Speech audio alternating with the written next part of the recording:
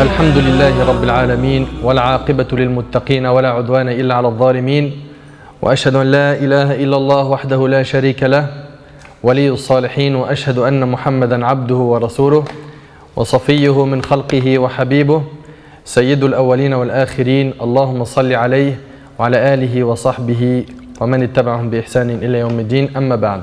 Alors il y en a plusieurs des créateurs ou il n'y en a qu'un seul? La réponse à cela est qu'un autre qu'Allah ne peut réaliser une création comparable à la sienne. En effet, il est impossible de créer à partir du néant ou de faire ressusciter un mort. La création réalisée par un autre qu'Allah, donc les humains, consiste seulement à un changement et un transfert d'un état, d'une chose à une autre. Ça, il faut bien le comprendre les frères.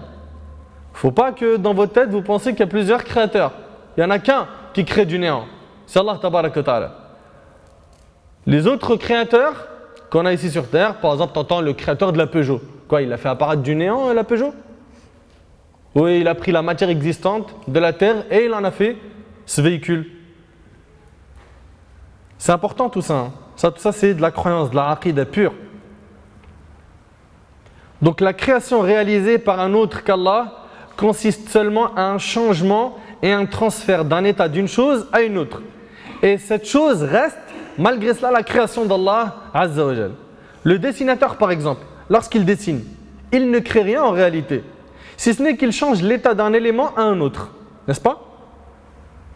Ceci comme le changement d'un morceau d'argile en sculpture d'oiseau ou en un dromadaire, ou encore le changement produit par la coloration d'un morceau de papier blanc en un dessin coloré par des encres qui font elles aussi partie de la création d'Allah Azza wa Jal. Voici donc la différence entre la création d'Allah et celle des créatures. Les créatures créent à partir de ce qui existe. Le créateur Azza wa Jal crée à partir du néant.